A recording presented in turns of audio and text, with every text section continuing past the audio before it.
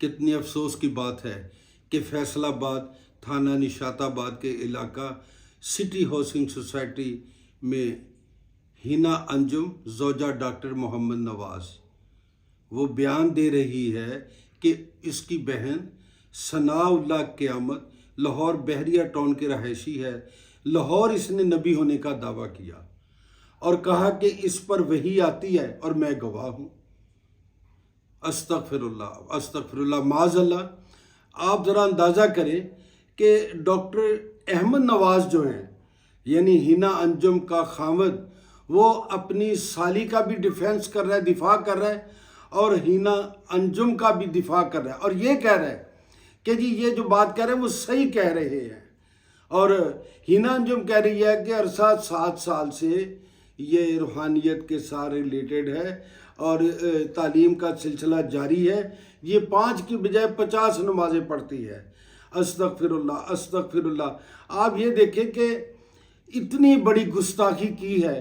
میں سمجھتا ہوں کہ زمین پھٹ کیوں نہیں جاتی، آسمان گر کیوں نہیں جاتا، پہاڑ کیوں ٹوٹ نہیں پڑتے، اتنی بڑی گستاخی کرتے ہیں، اتنی بڑی جرت کیا انہوں نے، جبکہ قرآن مجید میں واضح ارشاد باری تعالیٰ ہے کہ تمہارے مردوں میں سے محمد صلی اللہ علیہ وآلہ وسلم کسی کے باپ نہیں، لیکن آپ اللہ تعالیٰ کے رسول ہیں اور تمام نبیوں کو ختم کرنے والے ہیں، اور اللہ تعالیٰ ہر چیز کو بخوبی جانتا ہے۔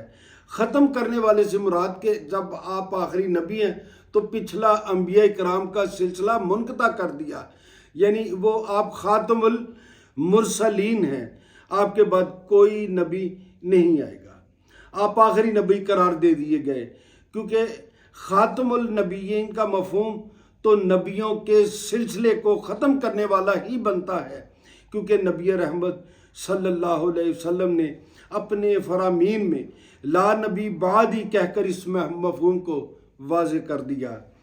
اور نبی پاک صلی اللہ علیہ وآلہ وسلم غزوہ تبوک پر جب جاتے ہیں اپنے مجاہدین کے ساتھ، تو حضرت علی کرم اللہ وجہہ کو مدینہ شریف میں اپنا نائب مقرر کیا۔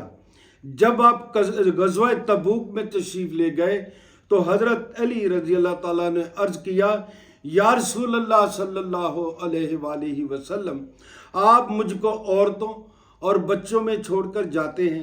آپ نے فرمایا کہ تم اس بات پر راضی نہیں کہ تمہارا درجہ میرے ہاں ایسے ہی ہو جیسے ہارون علیہ السلام کا موسیٰ علیہ السلام کے ہاں تھا، مگر میرے بعد کوئی نبی نہیں۔ پھر ارشاد نبی صلی اللہ علیہ وآلہ وسلم آئے۔ حضرت عقبہ رضی اللہ تعالیٰ عنہ سے روایت ہے کہ رسول اللہ صلی اللہ علیہ وآلہ وسلم نے فرمایا کہ اگر میرے بعد کوئی نبی ہوتا تو وہ عمر بن خطاب ہوتے۔ ہم پرزور مذمت کرتے ہیں، ہمیں اس بات کو بالکل جو ہے نا ہائی لائٹ کرنا چاہیے۔ اس طرح کی جرتیں ہم کسی کو نہیں دیں گے، بالکل ہم کسی کو جرت نہیں دیں گے۔ ہم ناموس رسالت کے لیے مر کٹ جانے کے لیے تیار ہیں، لیکن ہم کسی کو گستاخی کرنے کی جرت نہیں دیں گے۔